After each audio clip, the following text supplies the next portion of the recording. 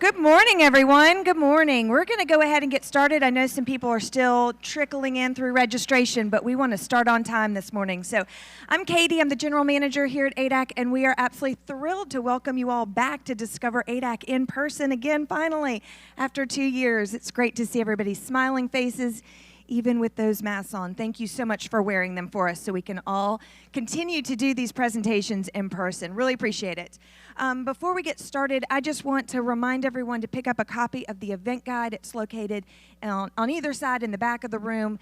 This is the schedule of events for the week so you know where to be. Some of our events do have limited capacity, and we will be sticking to that. So if there's an event that you want to attend, make sure that you do register for that ahead of time. I'm clearly a little rusty at getting up here on stage. It's been 2 years. So I forgot to remind everyone yesterday to, of course, engage with us on social media. Use the hashtag DiscoverADAC, and then our handle is @ADAC Atlanta. There were a lot of fun pictures from yesterday, so go check those out. It is also our 60th anniversary at ADAC, so we're celebrating that all week. So happy birthday to ADAC. I know, can you believe it? 1961 was when we were built. Well, I know, Larry, right? I want to thank our showroom partner today, Century, for bringing us this awesome presentation. And of course, Flower Magazine. We absolutely love Flower Magazine. They not only bring us a great presentation each year at Discover ADAC, but then they also host ADAC in Bloom with us every year. So we are so lucky to partner with them every single year. And with that, I'm going to turn things over to Margot Shaw, who's the founder and editor-in-chief of Flower Magazine. Thank you, Katie.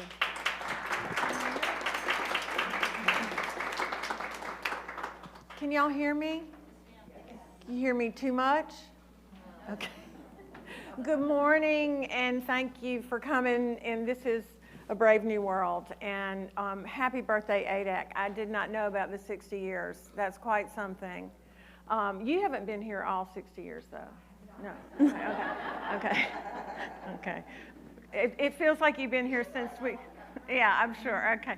Well, I want to thank Century as well, and all of this beautiful furniture is theirs, as you might imagine. And so I'm going to introduce this illustrious panel. Some of you may know them, and some of you may not, but you're going to know them real well after 45 minutes.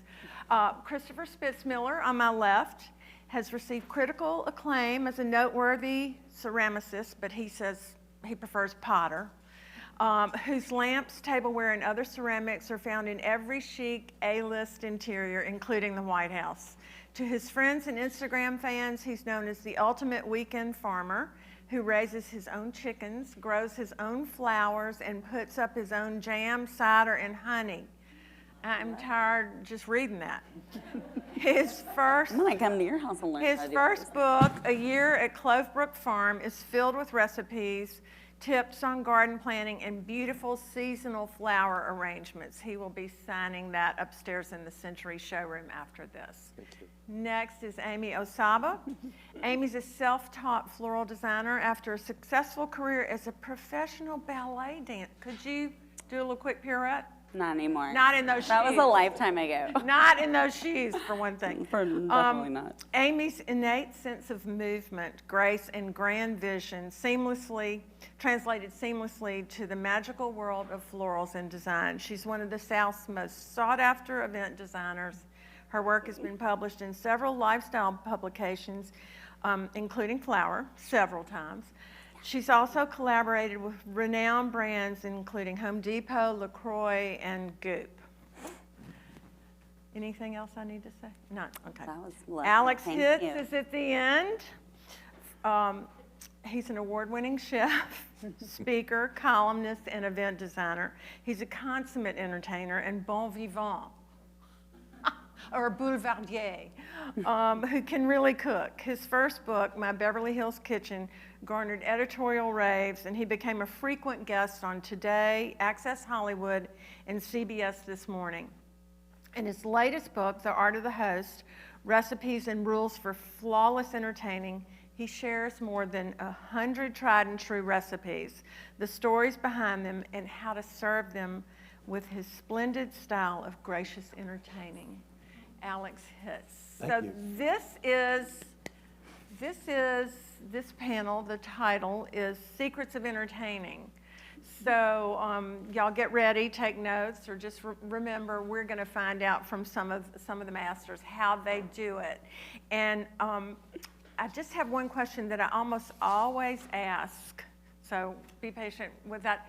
I want to know what you remember as the first fabulous party. What's the first, when you think about parties in childhood or adolescence or whenever, what's the first most fabulous party you remember?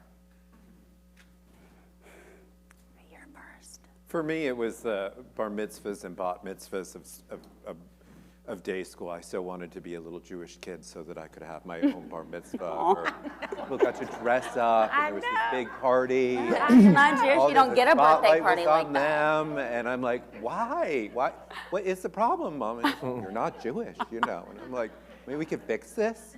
You Still have a big birthday party. So that was my sort of first one. Let me think of and then we had. In Buffalo, where I grew up, I went to dancing school, and dancing school was the precursor to the whole sort of like coming out thing, which was very fun, and there were always more women than there were men, so I was popular then. You're still You're the guy popular, that knew Chris. how to dance. You're still One of popular. the only men who knew how to dance, probably, still to this day. How about you? What was your? Well, might have had a peek at this question. I thought about it, and the first is hard to say because I grew up in a Southern Baptist home in the South with my mom entertaining all the time. So the first, she just always did the big thing. She always did all of the flowers, brought out the beautiful china. But as far as like something that I did on my own that I was proud of was this teeny tiny little fish fry at my grandmother's 100-acre farm in Arkansas. And she had a daylily farm, and I would go and gather all her daylilies, but I didn't realize that she was selling them, but I picked them all. But it was so much fun, and that is a beautiful memory for my family. I just laid them all out on the table. Until you got spanked for stealing the... Well, my grandmother was sweet about it. My mom wasn't so sweet about it. Yeah, that's kind of the way it goes. And so that morphed into more flowering, and aren't we glad that trauma did not stay with you? I'm glad, yeah. That was my first tablescape, I suppose, yeah. My grandmother's daylilies that she was skinny used to make money, but I just cut them all. They were so pretty, I just had to have them. Well, you know nothing's perfect. Well, that's what they say. Mm-hmm. Alex, divulge. Okay, my first memory of a party was my second birthday, and I planned the menu. So there was a hint right Okay. there of things to come. It was Virginia ham, which we would call country ham now, Virginia ham, sandwiches on Pepperidge Farm, very thin white bread with mayonnaise and Ruffles. And I still think that's a fabulous menu. Then you put the Ruffles on the sandwich, right? You heard it here. Okay, Ruffles. keep it simple. Yes. Okay. Yes. Secret number one, keep it simple. Yeah, and tasty. I mean, that just sounds good. I'm hungry. Super good. Yeah. Yeah, it was great. And so what was the response? Well, of course, it was, the best party in town. 7-year-olds. Two. It was two. Two. I thought you said Are you second Two. grade. Two. 2-year-olds. You No. knew what you Oh. wanted. Yeah. Oh, 2 years old. Second. Okay. All right. Excuse me. I need to listen. What? So can y'all think about in terms of fabulosity? Is there one fete that you have attended that was just head and shoulders above everything else, just over the top, fabulous, wonderful, spectacular, and why? For me, I just turned 50, and we had a birthday party at the farm, and we had drinks up by the pool, and then we walked down through my garden, and we had a tent set up between the lower garden and the house, and we had my friend Martha Stewart's caterer came and did the event, and the food was perfect, and my friend Kathy Graham helped with all the flowers, and we all sort of pitched in and did the tables together, and we used all things from the house, so we had hurricanes and all different colored glasses, and the best part of the evening was my partner and fiance, Anthony Paloma, made a cake that was of a garden, and it was a carrot cake, and it was all layered, and he was keeping this carrot cake secret from me, and he was wanting to use carrots out of our vegetable garden, and one of the gardeners said to me, those carrots have been in there too long. He needs to buy some carrots for that thing he's working on. And he's like, why? Why did you tell him? He was trying to keep that. And at 3 o'clock that day, he sort of exposed this cake to me that had all these marzipan little vegetables on it, and a little farmer pushing a little lawnmower and a little, yeah, it was really great. It's on my Instagram if you want to see a picture of it. But it was really, really, really beautiful. And that to me was the nicest experience. As I say about it, I really didn't like turning 40 very much. I felt very like unsettled. But like 50, you're kind of like, it is what it is. And Yeah. I think I've made it. You made it to I think 50. I've made it. But you know, Something to celebrate. it was a really good birthday. Well, well, my friend Mick Jagger, no, I'm kidding. I was just going to try to one-up you with Martha Stewart, and Mick was the only person I could think of. But there is something about having your friends involved in planning a celebration for you, and knowing those friends, and plus being on Instagram, it was special. Well, it's nice to see everybody come together and do their little part and bring it all together. And Kathy's like struggling to get the flowers done, and we got to get her home and shower because she wasn't staying at the house. It was really, really Like a wedding almost. well. That sounds I get familiar. married in a year, so this was our dry rehearsal for the wedding. So this was a start for it. Okay. Well, it Another worked. surprise cake. Another surprise cake. I saw a picture of the cake. It was really cute. Yeah, it It is. looked like real broccoli and real potatoes. It was pretty amazing. Beautiful. So, Amy, tell all. Well, I don't know if it was one that, well, the one that comes to mind is the most recent, in the recent past year. It was one of those events that I became really good friends with the clients, and unlimited budget, which is really nice. And they were just such genuine people. It made me and my team want to go above and beyond for them, really. And they just had such exquisite taste, and they trusted my team and I, and it just turned out to be such a beautiful, I mean, there were, 200 guests, and we did Wednesday through Sunday events, but every single one was really intimate and very thoughtful details.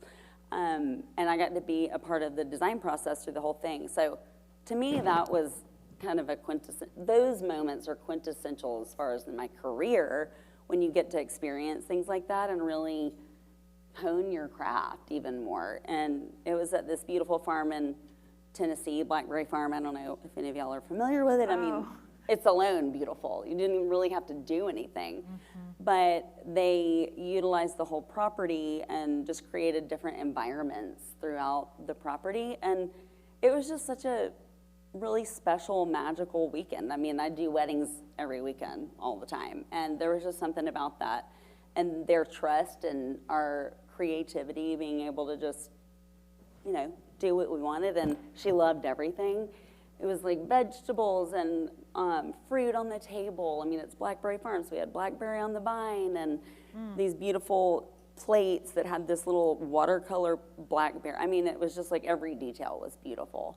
So that's the most recent. I'm still kind of relishing it. I bet you're resting too, I hope, because that sounds like a lot. Until the next weekend. Yeah, it was a lot. okay. It was a lot. We had a big team, but yeah, it was a lot. But it was worth it. It was worth it. I'm still waiting to get the photos I was back going to say, from the can we client. have images? Absolutely. Let's see. Yeah. What about you, Alex? I really hesitate to ask. I've forgotten the because- question now. Wait a Okay. minute. The question is. Tell me the question What's again. the most fabulous, not necessarily fanciest or most opulent, but just the best party you've attended? And I forgot the last part, or heard about or read about, like the black and white ball, or anything, but preferably something you've attended and experienced. Okay, there's so many of those. Thank Yeah. you for asking, but there is one that stands out. That's what I want. Okay. Let's see, in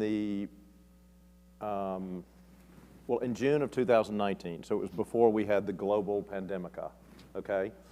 I was asked by a committee from the French government and the American government to go to the Palace of Versailles and commemorate the 100th anniversary of the signing of the Treaty of Versailles. Now, it was important not to celebrate the Treaty of Versailles because it likely caused World War II, but it ended World War I, and they wanted to commemorate the treaty. So I was put up for this, and they said, please come design the evening, cook the evening, and the Rockefellers will pay for the evening, because they'd restored the Palace of Versailles 3 different times. So it was 800 people, black tie. I spent 6 months in France working on this. I had full access to all the archives at the Élysée Palace, at the Palace of Versailles. I worked with, arguably, no offense, the best florists in Europe, perhaps the world, the Moulier brothers. I'm not. And The luxury. we executed an evening that was similar to the one that happened 100 years ago. So I went to the markets at Rungis and at their place. I picked every peony, every rose, every thing. I picked every strawberry that we served. You know, I picked all the truffles, every piece of beef. It was an incredible experience. And everybody who I invited, and they said they couldn't come, I said, well, I would say that we would do this again, but we're not doing this again. You know? So that was mine. Gosh, I can't top that. I can't even come close. But what I'm hearing in all 3 is detail. Always. Details. Yeah. And joy. Mm-hmm. And joy. Yeah. And celebration. And I think there's sort of a heightened level of that now as we regather. But I can imagine Versailles was pretty joyous even without. No, it was beautiful. Well, when the president of Versailles says to me, now we want to see what you would do with the place, basically. Yeah. You know, how you would do it. We had the whole palace to ourselves, and I mean, it was insane. So again, I'd say we would do it again, but even in our heightened state after the global pandemic, I don't think we're going to do that again. You know, not for another 100 years. I saw pictures, Yeah. and it was really. It's going to be in this coming book, the next book too. Yes, Alex has another book coming out, but we'll have to wait on that for a minute. Can we talk a little bit about origins before we get too far down the line? I want to know when and how and what was the kind of the crystallizing moment that each of you decided, this is the field that I want to live in. This is the profession where I will hang my hat and pursue this. And it doesn't have to go Chris first. Why don't you go first? Alex, you go first. Mix it up. You go first. Okay, well, after I failed at everything else, Last man standing. it was a long journey back to the beginning. Right after college, I had gone to cooking school in Paris, and anyway, my mother called me one day and she said, okay, now it's time to come back home to Atlanta, which is where I'm from, because I'm not well. So I moved back from Europe here, and I didn't have anything to do here, so I bought a restaurant. And my mother died. I moved to New York. I went out of the restaurant business. I went into we were talking about this last night. I produced 6 of absolutely the most elaborate, far out, intricate Broadway flops that have ever been in the history of Broadway.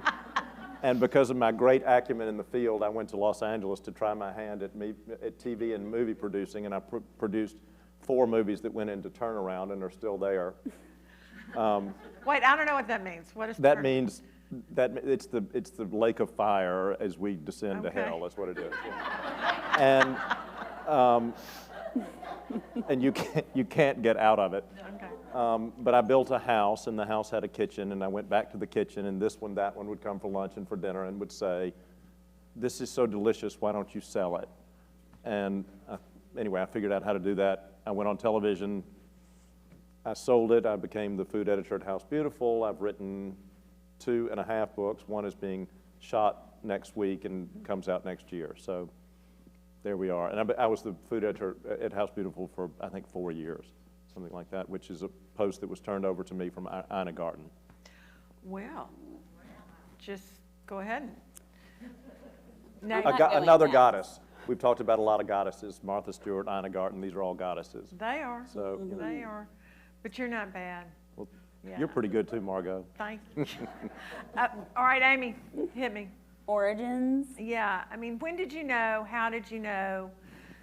I want to do flowers and flower the world for the rest of my life. I don't know if I can sustain the rest of my life, but I will always have flowers in my life for sure. Well, you know, I moved to New York when I was 18 to pursue one dream, which I feel extremely fortunate to have had that experience. But there was always a part of me that loved flowers, which came from my grandmother and my mother, who was a master gardener. And so I always had this notion that I would do something, but it wasn't like I'm going to be a floral designer. That's my next thing. After I retired at the ripe old age of 23 from ballet, I moved back to Atlanta where my family was and decided to go to college because, like, what else was I going to do? But I'm not a college student. I'm definitely the left brain, not the whichever brain does a lot of math. That's not me. I'm definitely full-on creative, so that didn't last very long. And I met my husband, got married. I was going to be a stay-at-home mom. Then the big crash happened. He lost his job and decided for some reason he didn't want to work anymore. So I just started doing flowers for friends and family. And I was doing a showroom at the Mart. This is just one of those stories where you never know what can happen at any moment. I was doing flowers for a friend during market, and this designer walked by and said she liked my flowers and commented, and we spoke for a moment. I didn't even have business cards or anything. And she started walking down the hall, and I'm like, I ran back and I said, look, if you ever need any flowers, just give me a call. Like, wrote my phone number down. And So she called me the next day. Sorry. Huh? So primitive. But effective. But if, I'm Yeah. kidding. Yeah. No, I of know. course. Like, She this still was- has that piece of paper. Go ahead. Where she does. Yeah. She definitely does. But it ended up being for Laura Turnus Adele's lead certified home that, if y'all are from Atlanta, you might have heard of that. It was a pretty big deal quite a few years ago. I think my oldest son's 18, so it was maybe 16 years ago.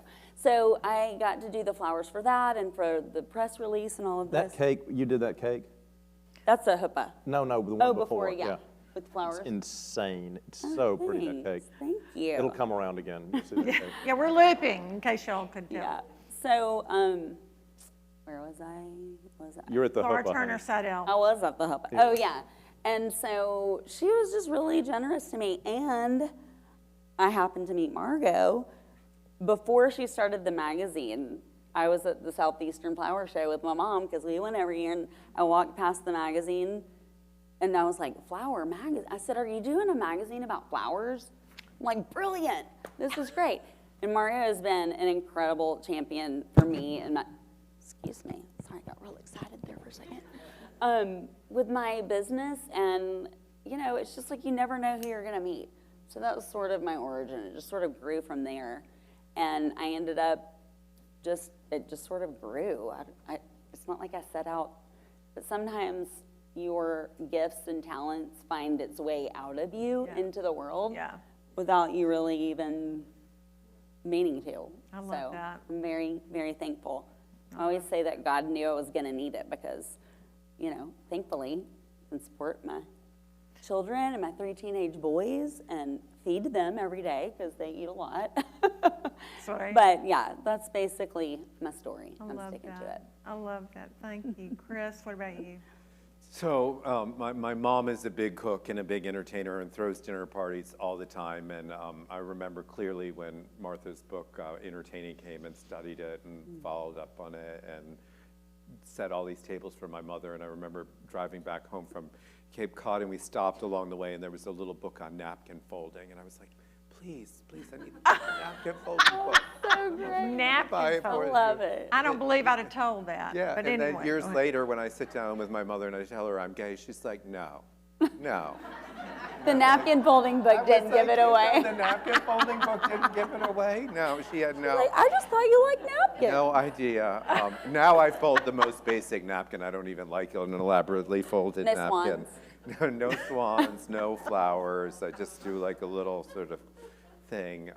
Yeah, so that, and then I went to school for ceramics, which is my main vocation, and I graduated and I went to work for the Clintons in the social office for a year and got a show of my work in Washington, D.C., and then I went up to the Hamptons, and it was there that Richard Keith Langham ordered the first lamps for me, and Albert Hadley got on my bandwagon, and Barbara Berry and Tom Pheasant, and a small little business was born, and that is now 25 years old, and thankfully there's a lot of hands that work in the pottery that allow me more time at the farm to garden, because that is much more not-for-profit than my regular business is.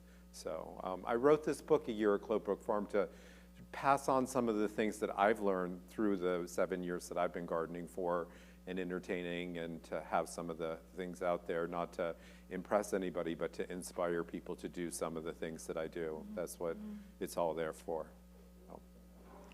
And it is there. So I'm going to go ahead and tout that book, and it'll be upstairs as well.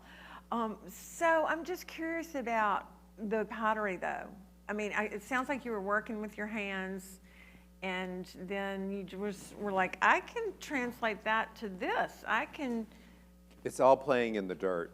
It is, because Yeah. clay is dirt compressed with water and silica. Yeah. And then the garden is dirt, and, you know, like the food comes from the dirt. Like, it's all playing and having fun with the playingness and being creative with it and trying to find different outlets from it. And, you know, we grow these flowers at the farm, and the flowers we photograph and make ceramic transfers from. And so there's dahlia plates and peony plates and sweet pea plates. And like next weekend, we're going to have a sale of all like second stuff in the garden, and we drag it all out, and people come from wherever. We Like did this seconds, what? seconds, like our like Lamps? No, the lamps is another thing. This is for the dishes this time. And so last year we did this, and I thought we'd have like 20 local people show up. I did like a couple of Instagram posts, and I did one mailing from the office email, and there were 200 people there, and I had like 3 people helping, and it was sort of a little bit of a disaster. So Overwhelming. this year we'll be better staffed and more put together. Okay. So. Well, I always wait on bated breath for that sale in July, is it? Yeah, we usually have a summer one, and then there's sometimes a fall one, and definitely December one. I will just tell y'all that, in case you don't know Christopher's lamps, for my 25th anniversary, I received a tall, beautiful Prussian blue Christopher Spitzmiller lamp. Now, most of you would be like, well, what about a ring? What about jewelry? No, no. A Christopher Spitzmiller lamp, and it sits there proudly and beautifully. But it's funny, because I like to say we make jewelry for your living room You or do. bedroom or wherever do. you put it. And here we're represented through Ainsworth Noah, and it's like we hand gilt the bases and use the best parts for it, and it's a cut above everything else. So Yeah, they're just, they are masterpieces. Thank you. They really They're are. beautiful. So let's get into a little bit of tips and tricks, you know, because we all have our own style. We all have our own ways of doing things, like folding our napkins or doing our flowers. I want to get the book. Hello. Well, you can, I guess. Is it still in print? I don't know You if I should now still write a have that. napkin book, just for fun. A little nod. I love that so Dedicated much. to my mother. Yes. Great. That'd be sweet. Alex, let's start with you. You researched a lot over the years, and your book that is out now, The Art of the Host, has so much family history and details and story. It's just rich and wonderful. So tell us a few tips and secrets that you learned. Okay, the secret formula to a perfect dinner party is to turn the lights down, serve a chicken pot pie, and never run out of wine. You want to write that down? Okay. I love the turning the lights down. Turn Can the we do lights that down. now? That sounds like what For happened women of last a night. certain Okay. when I got age. home. And never stop smiling. Now, if you want your dinner party to fail, ask people what their food allergies are. Okay? Oh, no. I love it when I'm talking to somebody that's going to maybe come to a small dinner party or whatever, and they will offer. And I'm like, okay, thanks so much. And then I throw that piece of paper. You have to cook or provide whatever you can. And then, I always provide options.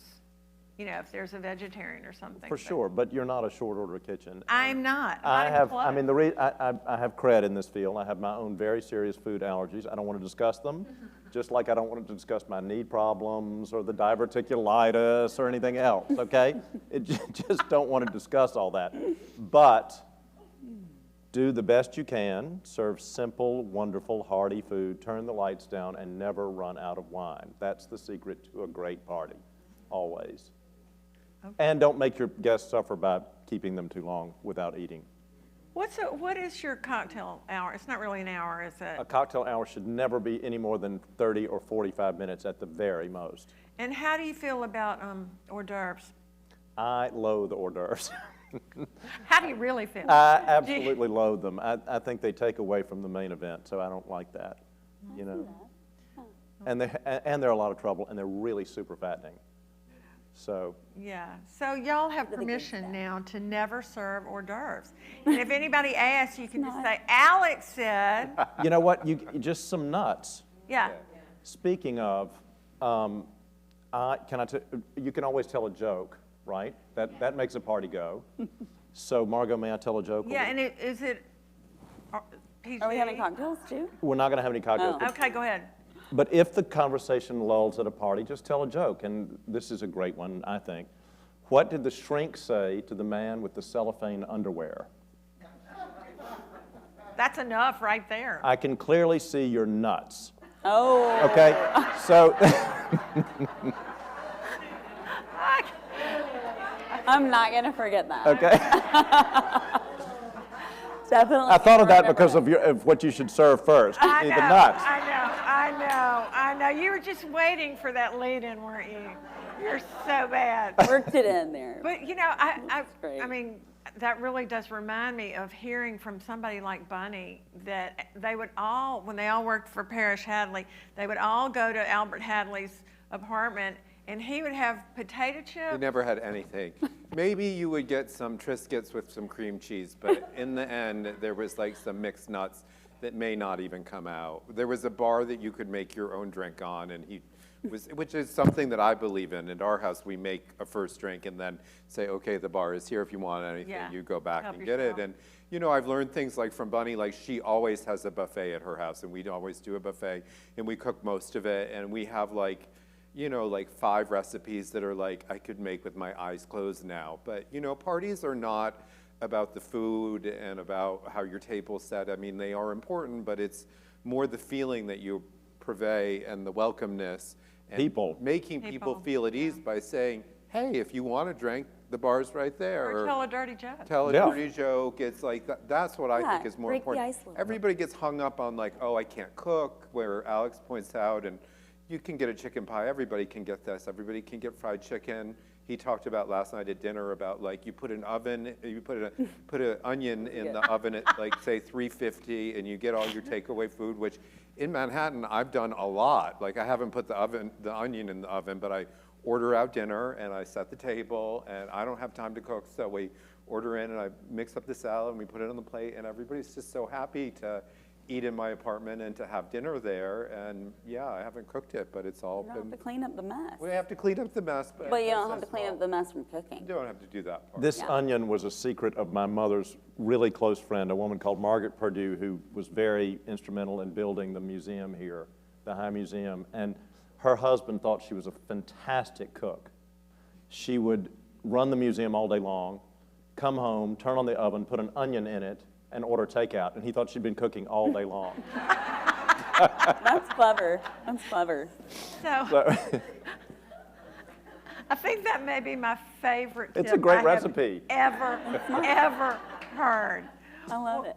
What about you?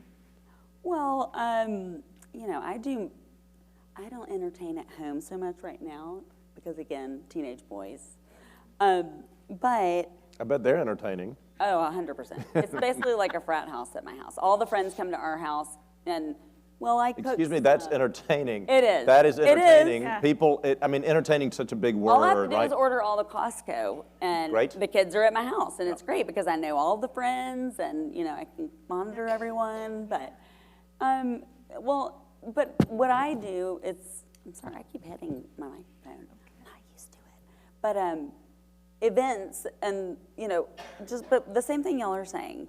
I think it's the people and the environment that you create that people feel comfortable, which is lighting, is extremely important. A lot of people miss it. They think you're going to, you know, it's lit for, you know, a root canal or toe surgery or something. No, it has to be flattering light. The lighting makes everyone feel comfortable. Yeah. I mean, no one wants to Right. get on a dance floor with lighting like this and start doing their thing. Everybody wants it to be Nobody dark. wants to see It's that. a little high in here today, I'm just going to tell you I right now. know. I could do with some I moonlight. tried to hint about that earlier, but anyway. Well, I think lighting is extremely important. I'm sure all of y'all would agree. Dimmers are very important. But with events, lighting, candlelight, the right band or any kind of music, the music has to kind of set the tone.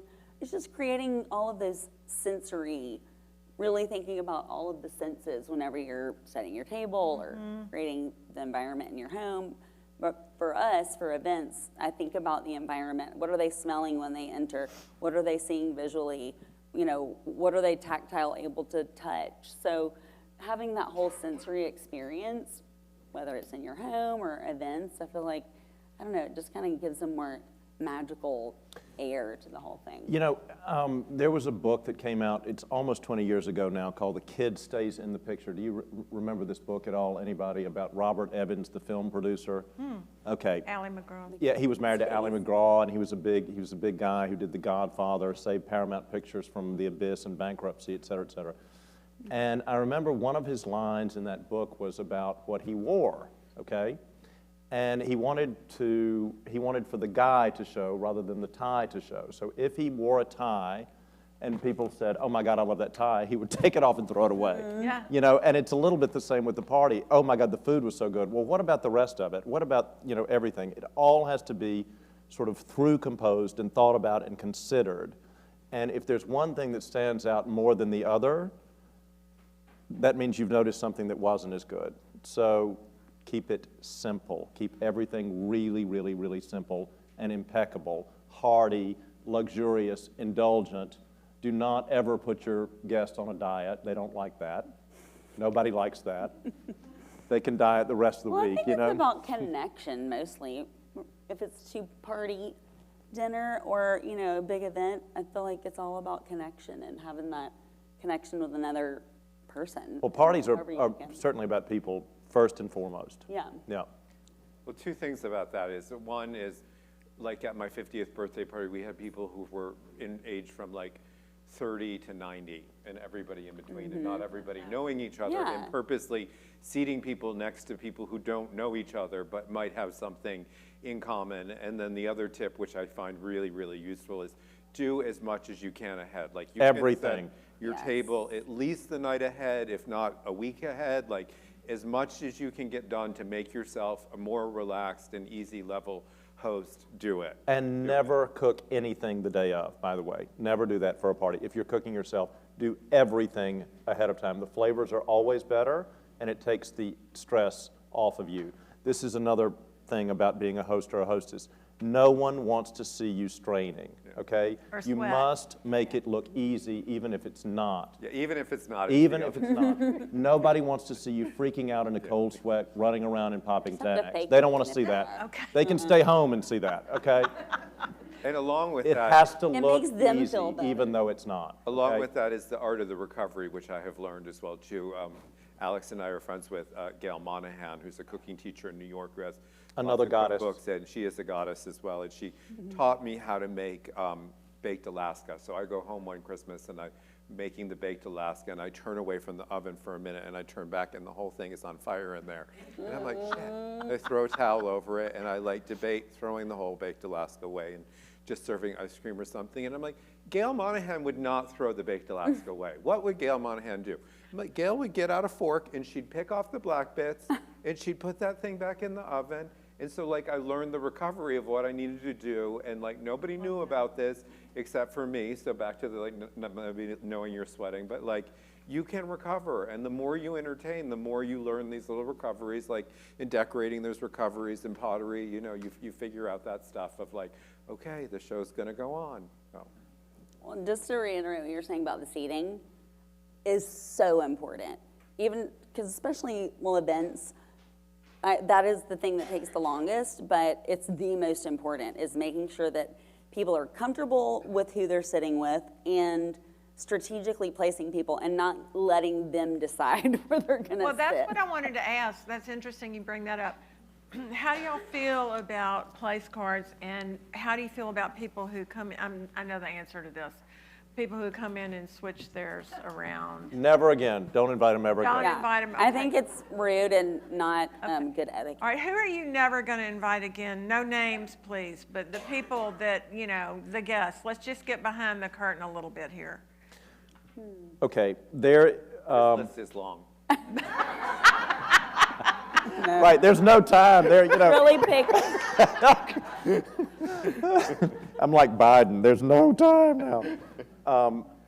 There was a guest and his wife, and I love the wife, and I love him. I'm just never going to invite him again. He came to my house in Los Angeles. I said, please don't smoke.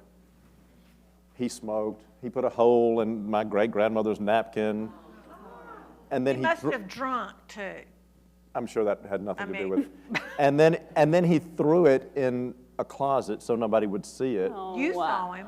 Ew. Well, I found out the next day. So anyway, I love him, but he can't ever come again, you know. No.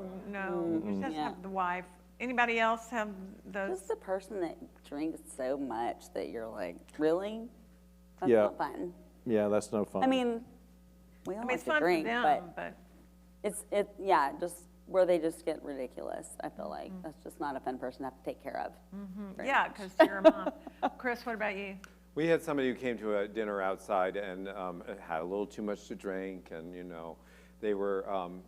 We weren't playing any music because it was outside in the garden, and they were a little bored, and they put Madonna on. And a friend of mine on their little flip phone goes, "No," you know, and then he like turned it on, and he's right next to my friend Ashley Whitaker's like straight husband playing Madonna over there, and you know, some key lime pie comes out that Anthony has made that's like so good, everybody like follows it. It's like, what is this? What is this shit? You know, like it's like bad. It's like, you know, like people just need to be able to like pull it in a little bit Civilized. and be a little civilized. Filter. So wait a minute, But he- at the Filter. same time, we need these things to happen because we need something to talk about. That's right. So we do sometimes later. invite these people back because They're they are scandalous. entertaining. I had something It is go a on good that memory, I was guess. very scandalous at a party, and Kathy Kincaid, who is one of my better clients, said to me, she says, my mother said a long time ago that we would all be very boring people if all of our friends were good. Yeah, So, you we know, want that. you know, in a way, a Yeah, little yeah, bit we of want that. like, a little bit is okay because we do need something to talk about. We totally do. So this goes back to a little bit about the guest list, okay? Okay. And you said this about your 50th birthday, that you mixed it up. Never, ever invite a homogenous group. Yeah, no. Always, no. No all ladies, no all. No, Wait a minute. throw Yeah. something interesting, throw the wild card in there. It'll make everything more interesting, you know? So my middle daughter got married on our farm, and we had all kinds of wonderful preparations, and we had one of the best bands I've ever heard. They were so good that we had a wedding crasher. She was, That's fun. I know, but she would not leave, and she got up on the stage. Oh, And my so goodness. that's now, we still talk about that, but That's You funny. see, you need that. we You needed that. her. She's like out of central casting Yeah. for By the way, Margot, hired someone to Margot do actually that? hired her. I totally was did. saying. But then She was one of the To make the advertisers for evening. Flower Magazine, you know? she was my assistant. But then the Bibb County Sheriff came and picked her up. So it was really Oh a my thing. God. I mean, it was really. That's a funny And memory. people are You still paid talking about extra that for now. that. My daughter's divorced, but the party was fabulous. Yeah, but Margot, I'm sorry, after all the years in Hollywood, this sounds like when Paris Hilton would call up the press people and the paparazzi and say that she was going to go to the Ivy. And then all of a sudden, the paparazzi would all be there at the Ivy to take the photograph of Paris Hilton. I think you planted that, girl. I I'm did. sorry. And I mean, I'm certainly not above that, but I did not have to that Not that time. Okay, so that leads me to want to ask about fiascos. Now, we've had the baked Alaska and how you recovered from that, but I knew you'd have one. Oh, I have so many of them. Oh, so many of them. many. I know. Just pick one. Okay, Maybe- so when I was testing for my first book, I was testing a cold corn chowder recipe, and it was so contrary to everything that I believe in. It was a very complicated recipe. It had 400 steps. It had to rest. It had to be strained. It had to be strained again. It had to be strained another time, and it took days. And on the final strain, as I think 36 people were coming for dinner, it was a big buffet, and then this was going to be the first course. I was straining that fucking corn chowder. And the sieve turned up and the entire corn soup went down, quite literally down the drain. Oh. So I had just tested avocado soup, which can be ready in less than 30 seconds, and I served avocado soup that night. No one knew. No one knew, No one knew about that No one corn. knew. And have you ever prepared it again? not even thought about it. Not even once. Nope. Yeah. Well, Curiosity satisfied on that recipe. Yes. Never published it. Yes. Never. Oh, really? Never published it. Okay. Silky corn, I mean, we can't talk about it. Yeah. Yeah. It's traumatic. Food trauma. Amy, what about you? Mishaps, I feel like Doesn't have to be food or flowers. Or, I mean, She's never had in one. life. can't you tell? Perfect, nothing bad's ever happened.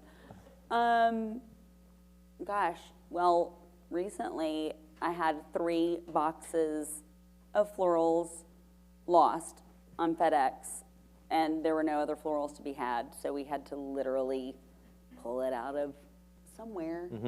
So we, don't tell anybody, it's a secret, went to every single Whole Foods and bought them out. Yeah. You Grocery can, stores, you really and you can. can edit the flowers.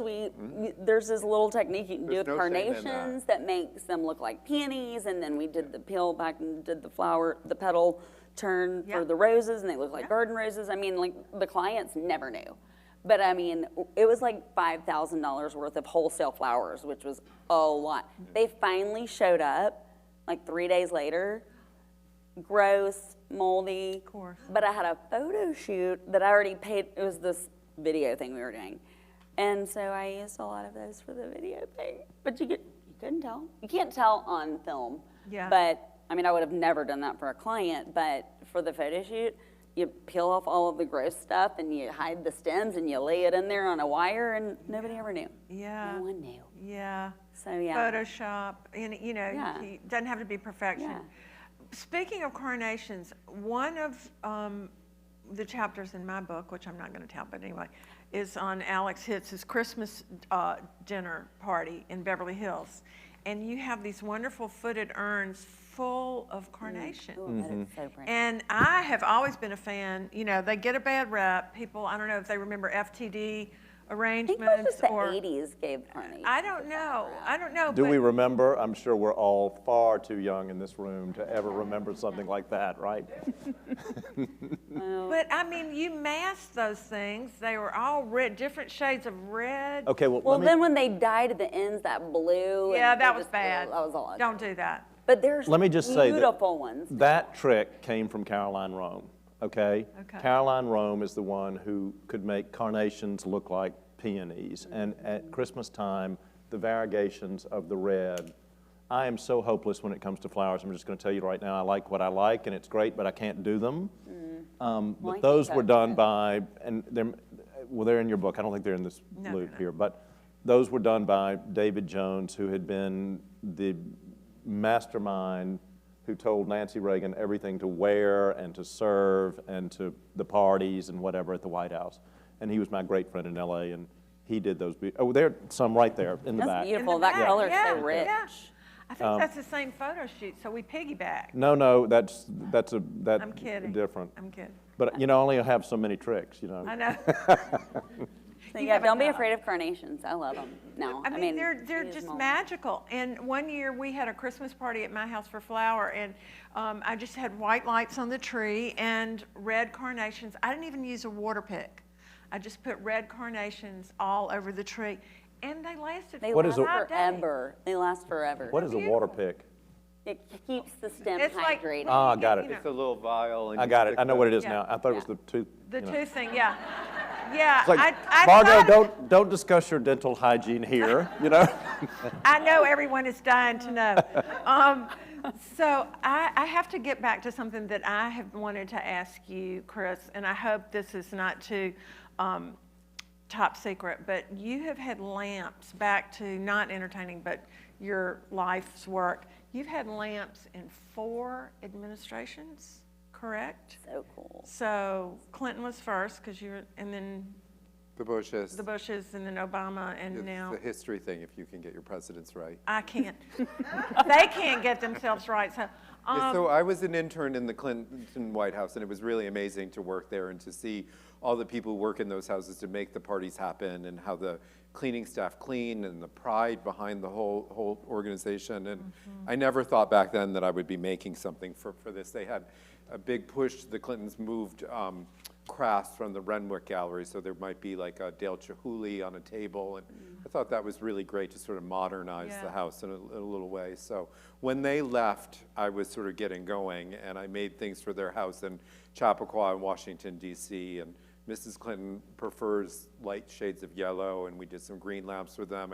We did a whole big group for their houses. And then the Bushes came to the White House, and Laura Bush came into an antique store in Georgetown that I was selling my things through, and bought a pair herself, no decorator involved, and look at had her. them Just in love there. She, of all the first ladies, was the only person to write me a thank you note for the book that came on like the most benign letterhead, like it was like something, you know, whatever, but, you know, love this, Chris. she was raised right. She was raised right. Yeah. And then I wrote Michael Smith when he was appointed the White House decorator, and I had this little thing going of making things for the presidents. I said I wanted to donate something, and he came to my studio in the depths of the 2008 recession and showed me a picture of an architectural rendering of my lamps being at the end of the Oval Office, and I about fell over at that point. And he ordered lots more for the upstairs and for Mrs.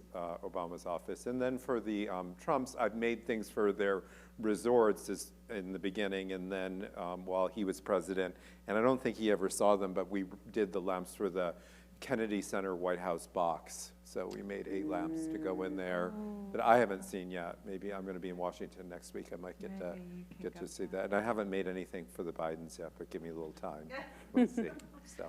It's gonna be I just think that's cool. I think mean, that's it doesn't really have anything to do with entertaining, but Yeah, I so just, when the Obama ones came out, and we were like on the cover of the Washington Post or the New York Times or the Wall Street Journal every day. I have this friend, Claire Potter, who is a Potter as well. She goes, honey, you might as well retire now. That's Like, right. it's gotten as That's big. right. It's Really over. neat. It's never going to get any done. better than that. I mean, you know, you hit the heights.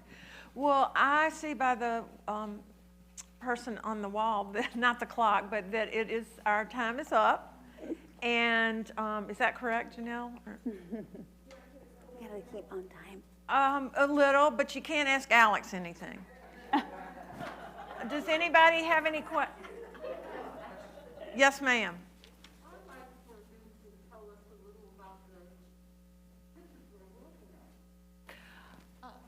Okay, so we'll start when the next one comes around, because this is me finishing up. Do you know who's the next person after this? Or whoever, just jump in. It's you. She wants to talk about like the photos of Oh, okay. what's showing on. Yeah. I didn't hear. Sorry. She wants them to talk about the images. Oh, okay. So, go ahead. All yours. No, these are Chris's. Oh. Yeah, I should have started. That's with Chris's this is apple my tart. apple tart, which That's is in the beautiful. book. It's so easy to make. And your cake. The cake That's is the cake. insane. Yeah. That's The cake. We just pressed flowers It's on Betty it. Crocker. It's Betty Crocker with flowers. on Exactly, there. that's all. She got it at Publix and put the flowers on. No, I don't bake, so I don't know where the cake came from. I just provided the flowers. How, Bouquet, that was one of our first ones at Blackberry. It was, we foraged all of that pretty honeysuckle. I'm a big forager. I love the Borrowing hanging from- flowers. Yeah, I Like- love to do a hanging installation. It's one of my favorite things to do. it makes it more intimate, doesn't It it? really I love that. does.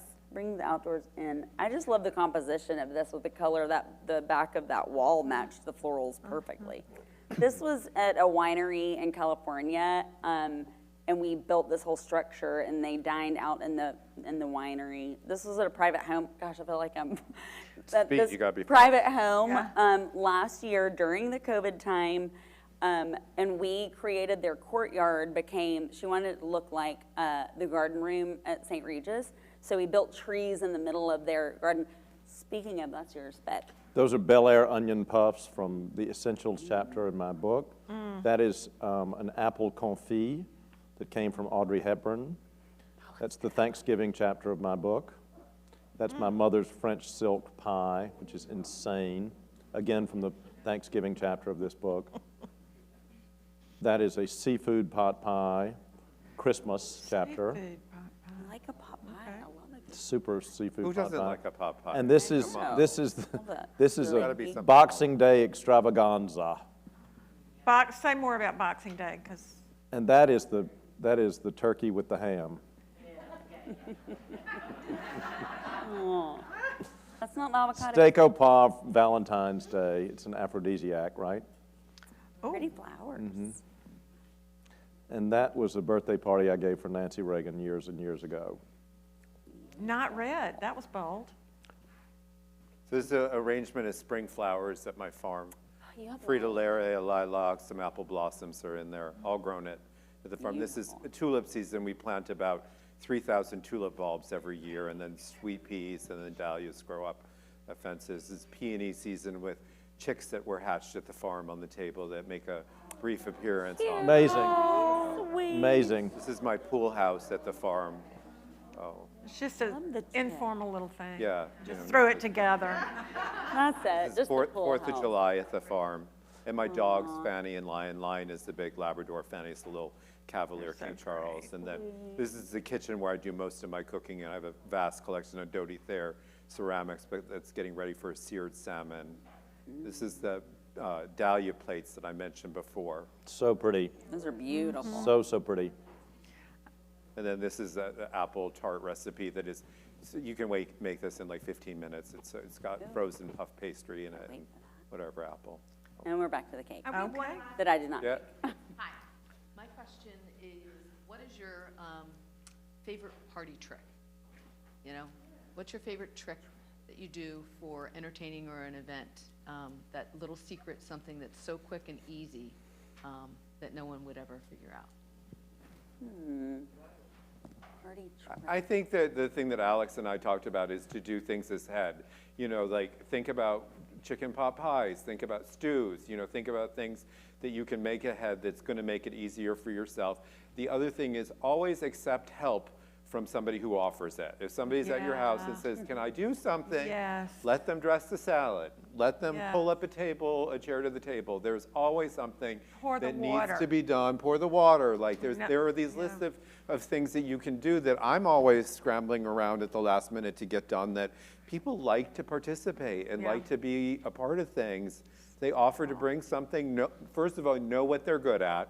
Like if they're good at desserts, say, yeah, why don't you bring this or bring that, you know, but like accept help, have it all go well that way. Yeah. I think being prepared to ignite a conversation between two people that don't know each other, kind of knowing maybe there's some sort of common Connecting, thing yeah. that can spark a conversation. Yeah. That's sort of like a personal thing for me. Yeah. How about for you, Margot? What's something Yeah. that you do?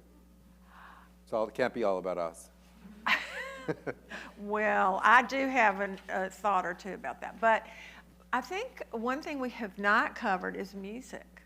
And Well, I was actually going to answer that question. amazing. Even though they weren't supposed to ask me, I'm going to answer that question too. do you want to hear mine first? Yeah. Oh, okay. So, I know you don't, but I do, of course I do. I'm He's gonna go been ahead. to the rodeo. I'm gonna go ahead.